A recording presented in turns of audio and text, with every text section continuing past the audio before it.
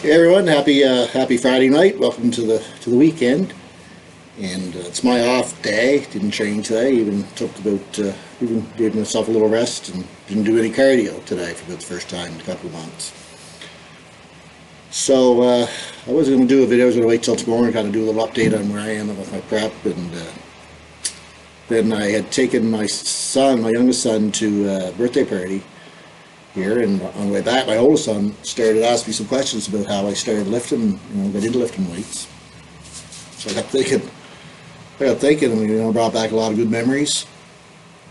And so I thought maybe that would be something some of you guys might be interested in, and if not, it might be good for me just kind of reminisce a little bit.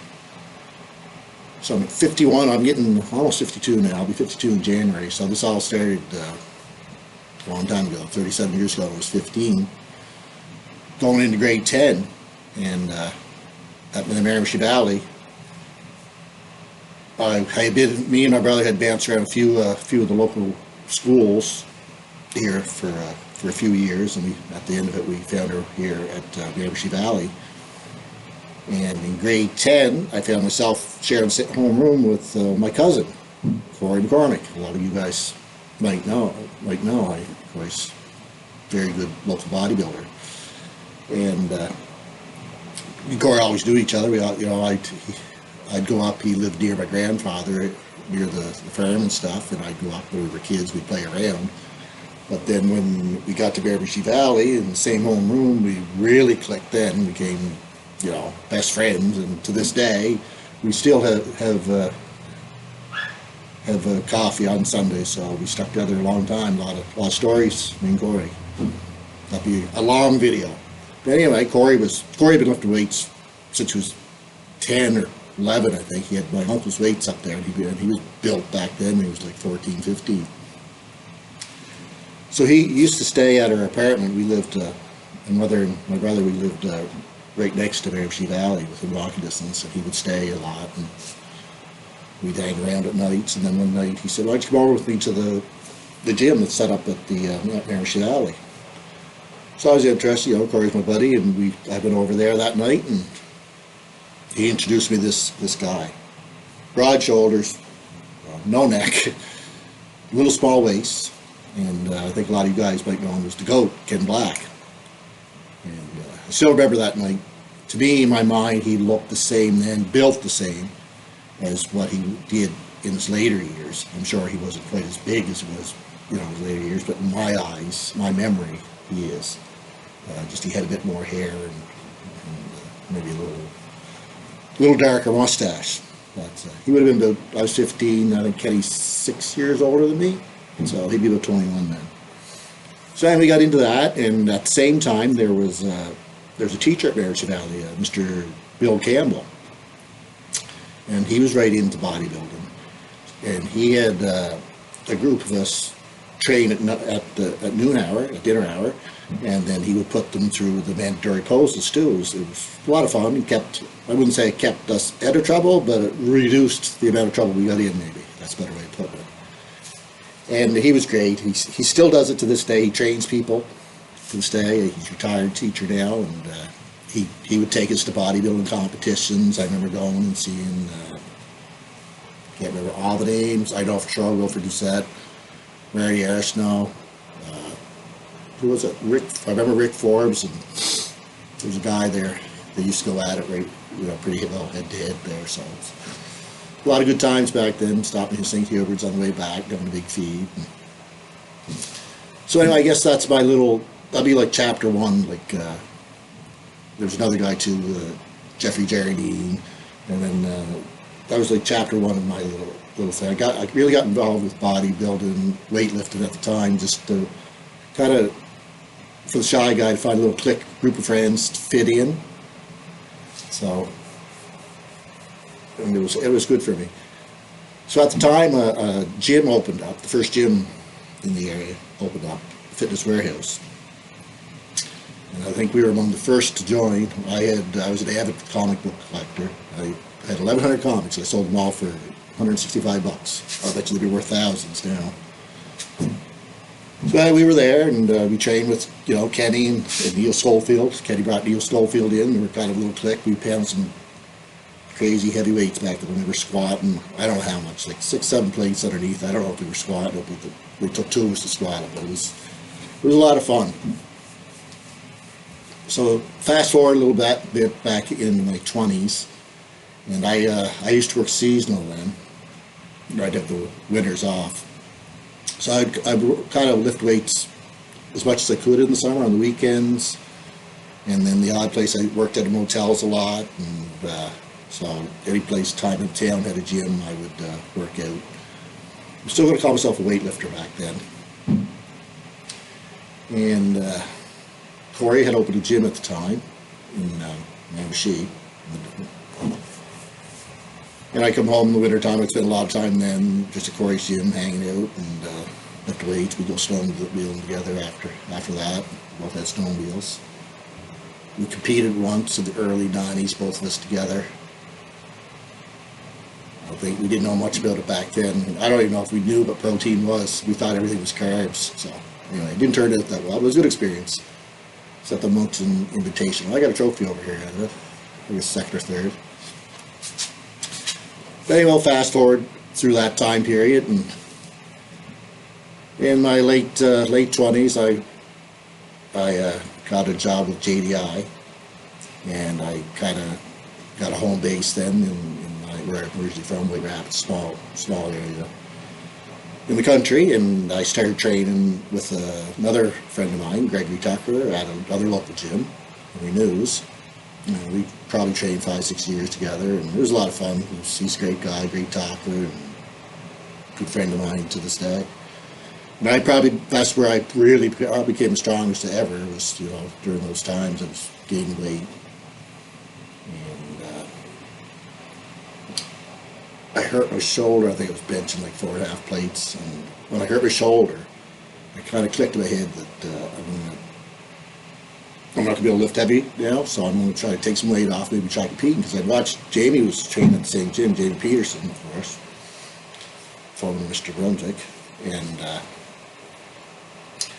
I used to watch him all the time, and I said, I'm going to try to compete again. So I did that prep myself, and that was in 2003. Turned out pretty good. I think I weighed 160 something like that, but I was in good shape, and I didn't place. It was a big class that year. I think it was like 11 in it. But I knew that I had gotten married. Me and Tammy had gotten married just previous to that. She was pregnant at the time. I could kind of see the writing on the wall that I wasn't going to have as much time to dedicate to lifting weights as I previously did. So I thought it was a good time to get that little competition itch scratched before I, dived into trying to have children and raising them and being a good husband and father. And that's how it went down, probably for those during my 30s, 33 to 40. We had a lot of struggles, probably more than most, in some health things and some living arrangements, all that kind of stuff. And I don't regret any of it, not one bit. I'd do it all over again. And proud of what we did through those years. And so by the time I turned 40, 41, we finally got settled a bit, got our own house down here in Newcastle. And I had been working for JDI for a long time and not lifting weights very much. I would try to get back into it, but I always would try to get back to it. I'd go a day or two, and then I couldn't get there, and then I would keep thinking, I can't get there, no sense going. So I was just back to eating my ice cream and drinking my tea and eating, and I got up to 240 pounds. And you don't notice it. You don't just. One thing I'll tell you is you don't go automatically to 240. You go like 200, then you're 210, then you're 250, and then you're 220. It creeps up on you. Then one day you step on the scales, you're like 242 pounds, and you look like a pear. And that's what had happened to me. And my health wasn't good. I think I thought eating ice cream after everybody was asleep, nobody could see me, was the very same thing as if a tree falls in the forest and nobody could hear it. I thought the calories counted. Nobody could see me eating ice cream. And I would sit there at night, eat ice cream after everybody else went to bed. And then I would be up all night with indigestion. It was just terrible. And then Christmas came, on my 41st birthday, maybe, and my mother again gave me a wake-up call. She gave me a pass to the local gym, or membership. So, I got thinking, if your mother's telling you get your butt to the gym, you better take a good look in the mirror. So I did. And I worked away at it, and kind of. Jamie was prepping for the Atlantics at the time, and at the same time that I was getting back in the groove, lose a little weight, I was following him, and he would shoot me pictures and all that kind of stuff, get me back involved. And Jamie, all through this time, he worked at JDI with me at the same time, and he never gave up on me. He said, "Alan, you'll be back, you'll be back, you'll be back. It's in you." He said, "You'll be back on stage." And I would say never. I was too far gone, I thought, I just didn't even seem to have the interest anymore. But he would keep saying that. I'll always remember that. And so I am in my early 40s. I got the membership to the gym. Went to see Jamie compete. I remember seeing John Whalen, really impressed by him at the same time. Danny Drover, and Big Kentucky was at the Atlantics too. So I put in my head, I can do that. This time next year, I'm going to ask Jamie. I said, I want you to train me, and this time next year, I want to be on stage. And Jamie, just super guy, just always so genuinely happy to see you do well. You can tell some people kind of fake it and stuff, but Jamie don't. It was really genuine. Every time, he took me under his wing there, and a year later, I don't know how many texts later, hundreds of texts later, he got me on stage there. I went from 242, I think I weighed in 176, and got second at the Masters. And had he not been in Florida at that time, he had told me to carb up a bit at night, and I went a little overboard. Like I gained 11 pounds overnight, so I kind of watered over a bit. I ate like a plate full of spaghetti with extra meatballs this big around on that night. I couldn't even move.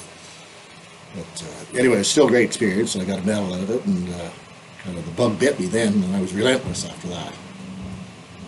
I kept training, and 2015, tried to compete, get a little bit better. And 2015, Heather and Tijon announced the Gladiator and thing, and I said, out of my mind, I'm going to make that. I'm going to be Gladiator one day with along with Jamie and Kenny.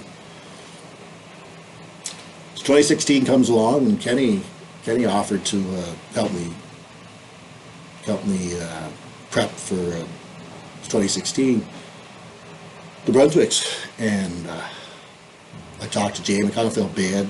Jamie had helped me out so much, but he understood, and Kenny was a good friend of mine too, and so Kenny, I started working a bit with Kenny. It was great, in 2016. I always remember posing for Kenny one night, and Kenny was always the guy you look up to, you aspire to be.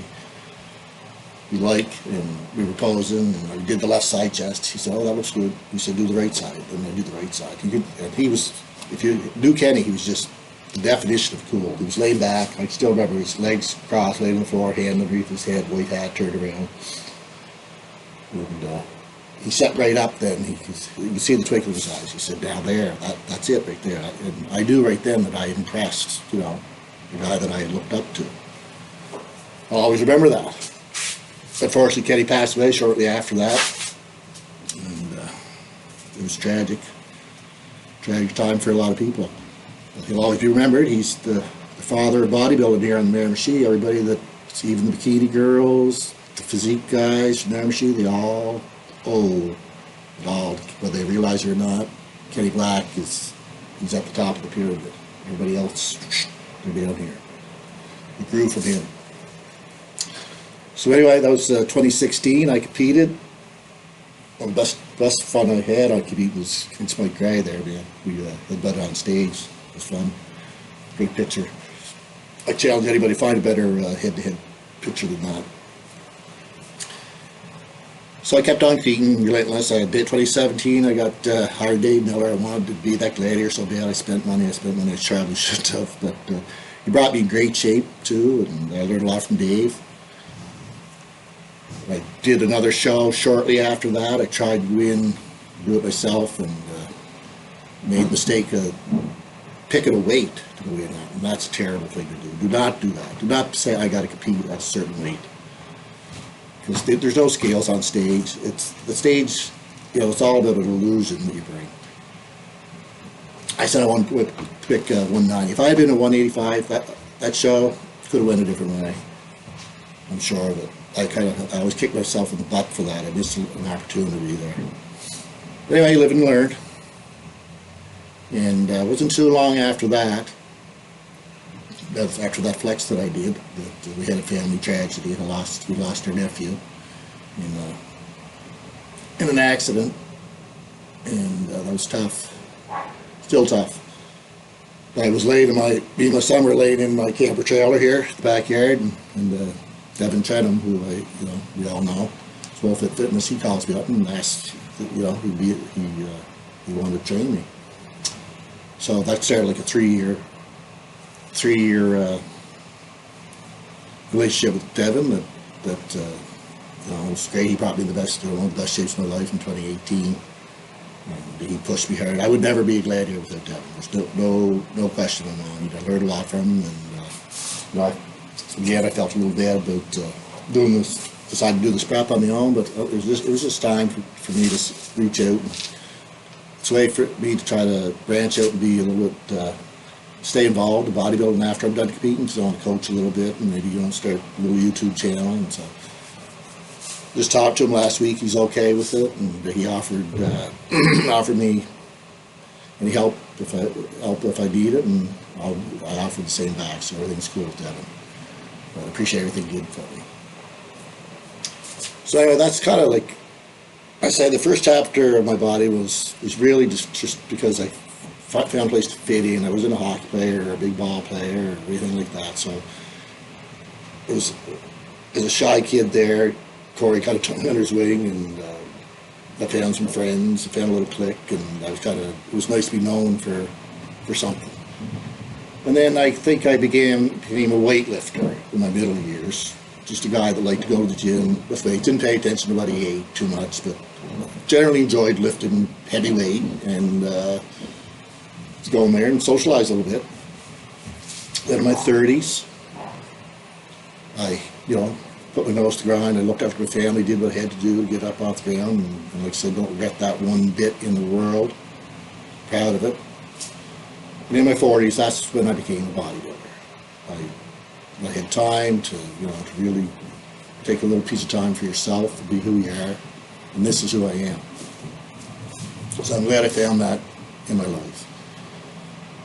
And what I did kind of the moral of the stories. Never say never. I remember Jamie, he would tell me we were working at JDI together. All through those years where I was gaining the weight, go around eating all my lunch before noon, and drinking tea, and finding more lunch somewhere else. Getting up to 240, he said, "Oh, you'll be back. You watch and see." And I'd say, "No, never. I'm too far gone. Not going to happen." And lo and behold, with Jamie's help, didn't do it as hard as anyone. So all you guys out there that say they're retired in their 30s, like a few that maybe you know what I'm talking about. Life's too long. A lot of stuff can happen. You transition, you evolve, your situation changes, your mindset changes. You can't. It's true. Never say never. Anyway, hope you enjoyed the video, but if you didn't, I did. Because I liked to get out a lot of these old memories. Because I got a pile of them. But, even 19 minutes didn't cover. So hey, if you liked it, comment and subscribe. We'll see you maybe tomorrow. Maybe I'll do something and see how this old guy looks 10 weeks out from the Flex Lewis Classic.